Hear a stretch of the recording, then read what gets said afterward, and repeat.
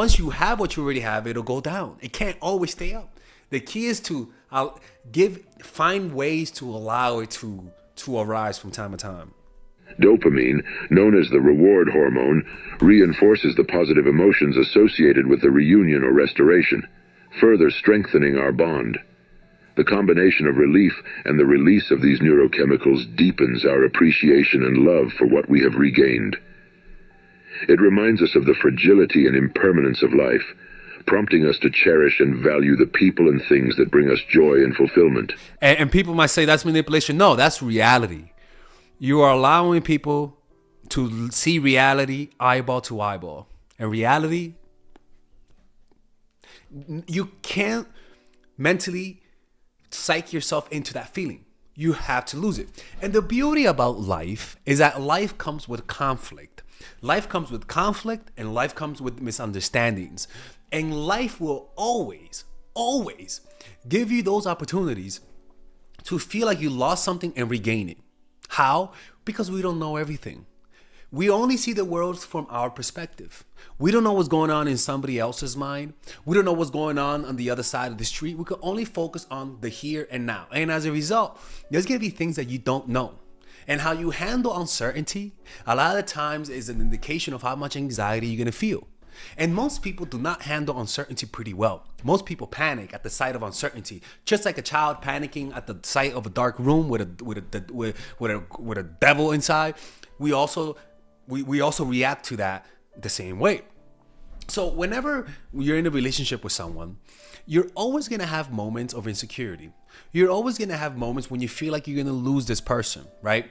And unfortunately, we always end up appreciating our partners when we feel like we lost them and regained them. Our mind plays tricks on us. If our partner just pulls away a little bit because of work, yeah, they might have work, but there's a part of our brain that says, what if that's an excuse? You know? And so we have a lot of loose strings of insecurities because there's a lot of things we just don't know. And as a result, whenever we feel like this person might be making excuses not to see us, and then the next time we see them, they do something that removes all of those doubts that they don't love us. The removal of those doubts comes with a sense of relief. Or better yet, when you're talking to someone and they haven't texted you in the whole day, and then right before the day ends, you see their text and you feel like a sense of relief, and your whole night brightens up. This is the feeling that you have to make someone feel.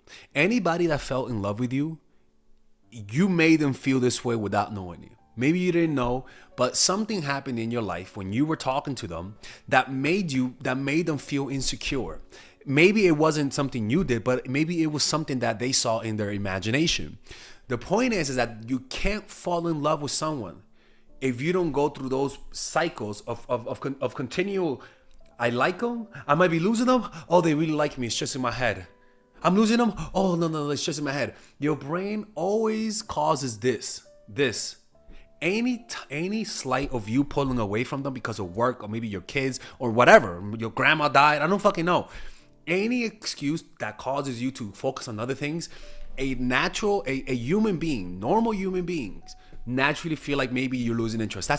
That's just human nature. And the problem is a lot of people are so insecure that they never allow that natural lowering of people's self-esteem. It's like a parent who doesn't allow kids to experience conflict because it hurts, or a parent who shields their kids from different bacterias or different foods, right? For example, nowadays kids have more peanut allergies than before. Why? Because kids are getting less exposed to peanuts in early childhood. So as a result, when they grow older, a lot of them end up having peanut allergies. But if their parents exposed them to the peanuts, a lot of kids wouldn't develop peanut allergies. And it's the same thing. A lot of us have relationships with people, and we sort of don't allow them to feel that pain. We don't allow them to feel maybe I'm losing interest in them because maybe you're not giving them all of your attention, right? If we don't allow the person to miss us, to feel like they need you, to maybe doubt whether or not you really have to work. All of those things are the important parts of falling in love, people. And if you're just like a parent who doesn't expose your kids to peanuts, if you don't do that, you're gonna have a sensitive kid who's allergic to fucking everything, even the air he breathes. If you don't do that, you're gonna have a partner who doesn't really doesn't have that never really experienced pain on your behalf, right? Because by experiencing pain on your behalf, it creates the obsession in the person's brain for you. Like, that's why again, for example, the other day I had a ear thing, like ringing in my ear, and I still have it now. But the reason why I had it was because I started developing neck pain, and my whole face, my whole head was like a crazy headache, and just everything was stiff. Even my temples were like, my ear, I felt pressure going outward, and like just really bad. And I thought it was gonna be permanent. Well, the point is that it wasn't permanent. Well, I hope it's not permanent. The doctor told me that it's somatic tendinitis. I don't know, but the point is that they told me that if I take like muscle relaxers to remove the hypertension or the tension headache, it'll go away on its own, because it happened alongside with the tension headaches. Anyways, when she told me that, people, before that I was so sad. Right? I wasn't sad. I wasn't as sad as I used to. Before, I would have thought it was cancer, for real. But now I was just like meditating, like I was doing the meditation thing, but I still felt down. But I still was doing the meditation thing, thank God. And she told me that you shouldn't worry about it. And I got home, and when I got home, I just felt so happy. I felt so relieved. My energy was up, and I just felt I appreciated my ears even more. I appreciated being able to hear. Like, it brought me closer to the reality that I am healthy and I should appreciate it. And life always gives you health scares. Unfortunately, people insulate their partners from those types of relationship scares. They avoid conflict. They avoid arguing. And studies show that couples that argue and have conflict are couples that are healthier. Why? Because the couples that don't argue, is not that they don't argue and they're devoid of aggression.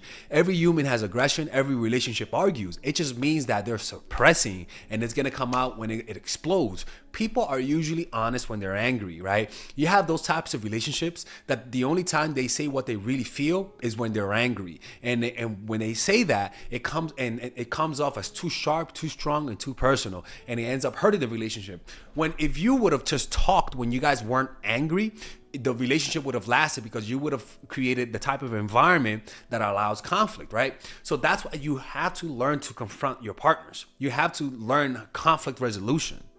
It's important, and that's why I have my course, Nice Guy and Nice Girl. It's a course for people who want to learn how to be more confrontational in a healthy way, how to develop your assertiveness. So if you're a man, that will make you more assertive and more, and it'll come across as more masculine. All right, guys, we're going to have a brief intermission so that I can tell you guys about our new bundle that we're doing, where you guys can purchase all of my courses and get it at a discount. So this bundle is pretty much the bundle where you could just buy all of my courses. You could buy Nice Guy, which is a training course on how to come across more assertive, how to come across more confident, how to not give off nice guy vibes. You guys can get access to Dark Game, which is my full dating course on how to meet women in different scenarios, how to attract women, how to make sure you don't come across as creepy, and essentially how to act like a man and not act like a doofus, to be quite honest with you. And you get all of these bonuses, which is the bonuses of Dark Game, the bonuses of Practical Mastery, which is about how to master a skill, Social Mastery, which is how to master your social life, and the Laws of Human Nature, which is a book club videos that I had dissecting Robert Greene's book. All of this is naturally at around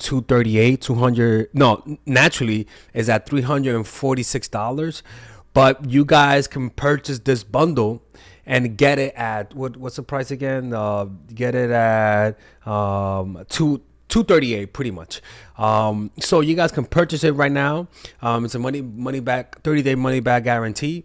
It's a good way to, rather than just buying them individually and paying extra, you guys can just purchase everything at a discount price. Now, the only thing I don't like is the fact that I'm giving you a lot of information at the same time. That makes me kind of scared, because a lot of times people don't do the things that I teach when you get too much information. But I've gotten too many requests to do this, so I'm just satisfying you guys. Purchase it right now by clicking on the description down below where it says purchase the bundle. All right, let's continue with the video.